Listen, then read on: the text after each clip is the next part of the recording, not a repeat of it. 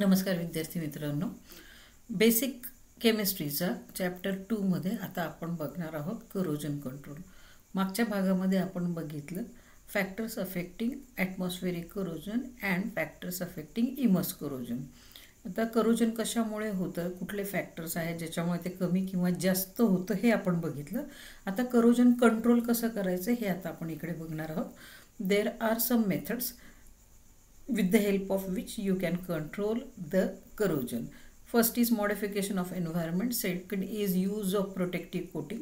Use of protective coatings मध्ये first use of less active metal for coating, that is staining, and use of more active metal for coating, that is galvanizing. In galvanizing, zinc is used for coating. Then third method is anodic and cathodic protection, and fourth is choice of material, that is using pure metal and using metal alloys. Now first method, that is modification of environment.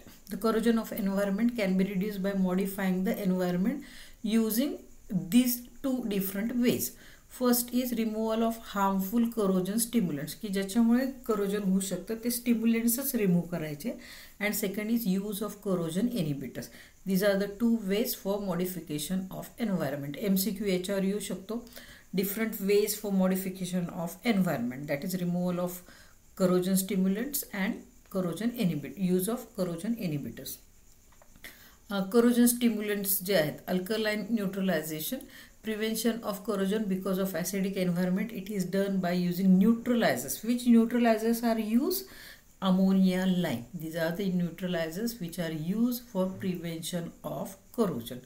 Then dehumidification, that is moisture or humidity in atmosphere which is responsible for corrosion. हे आपण atmospheric corrosion मध्ये बघितलं होतं की humidity असेल, moisture असेल तर rate of corrosion जास्त असतो.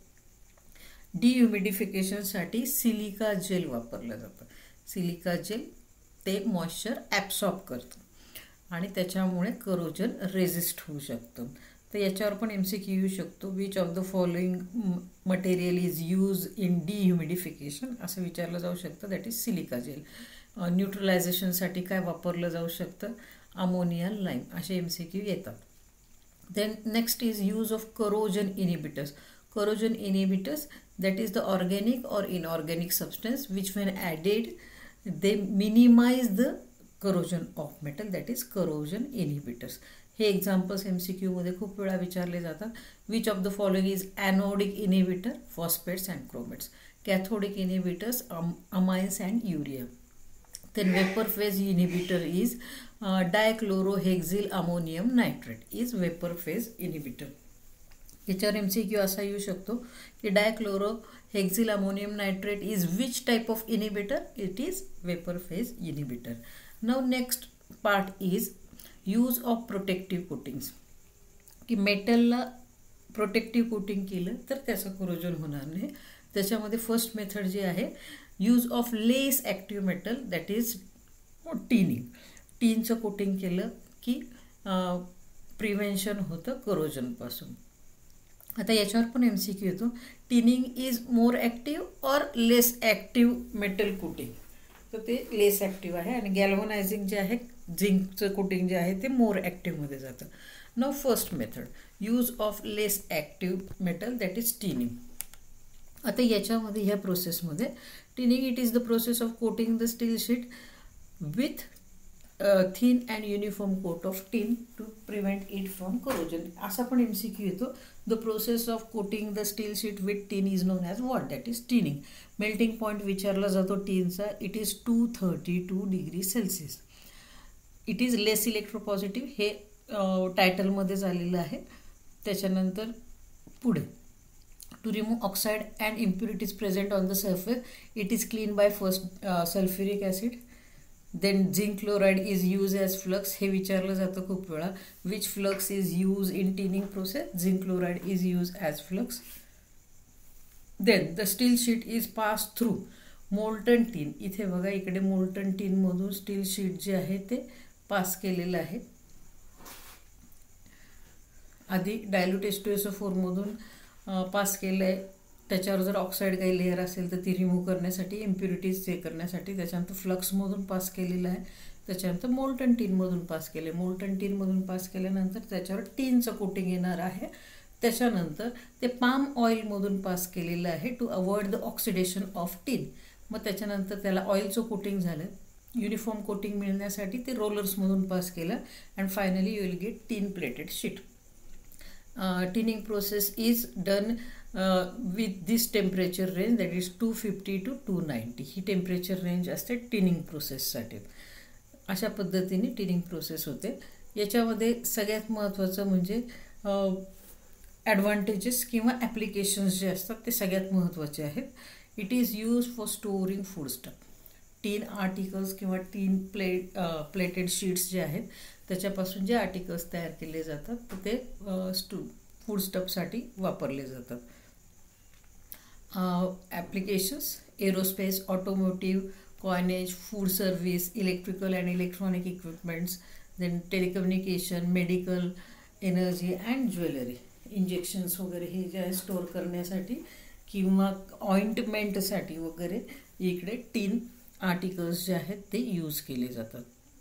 Next process is use of more active metal, that is galvanizing. Zinc is use. The process of coating iron sheet with the help of zinc it is known as what असं विचारलं जातं, that is known as galvanizing. The iron sheet to be galvanize is first clean. जसं टिनिंगमध्ये cleaning केलं होतं तसं same इकडे पण क्लिनिंग करायचं आहे with the help of sulphuric acid.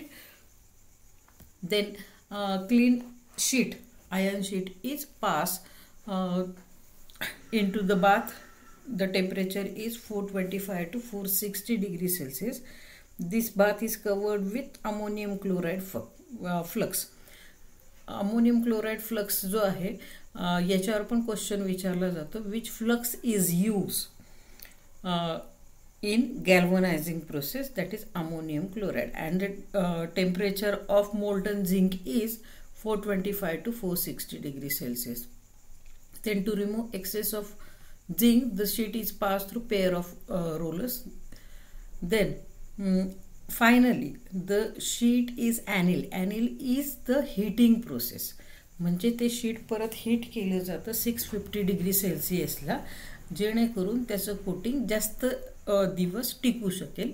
म्हणून जी प्रोसेस केली जाते ती प्रोसेस असते ॲनेलिंग, जिचं टेम्परेचर असतं 650. याच्यावर पण MCQ येऊ शकतो. इन ॲनेलिंग प्रोसेस टेम्परेचर इज, तर तुम्हाला वेगवेगळे ऑप्शन्स असू शकतात, 900, 1000, 200 एक्सेट्रा. डायग्राम पण आयडेंटिफिकेशनला येते खूप वेळा. गॅल्वनायझिंगची आयर्न शीट आहे, H2SO4मधून पास केले इम्प्युरिटीज रिमूव्ह करण्यासाठी. मग वॉशिंग बाथमधून पास केलं, त्याच्यानंतर ड्रायिंग चेंबरमधून पास केलं, हॉट एअर पास करून ड्राय केलं. त्याच्यानंतर झिंकचं कोटिंग केलेलं इथे. हे टेम्परेचर रेंज महत्त्वाची आहे. Zinc bath is covered with ammonium chloride flux. Then it is pass through hot roller to remove the excess of zinc and finally it is annealed at 650 degrees Celsius and you will get galvanized sheet. This is the galvanizing process. Advantages किंवा disadvantages याचे जास्त महत्त्वाचे आहे. It is not use for storing food stuff because zinc get dissolve in dilute acid to form hazardous or you may say poisonous zinc compound. Food स्टफमध्ये zinc dissolve होऊन poisonous product देऊ शकतो, म्हणून ते फूड स्टफसाठी गॅल्वनाइज्ड वेअर वापरले जात नाही. हा क्वेश्चन खूप इम्पॉर्टंट आहे, खूप वेळा विचारला जातो.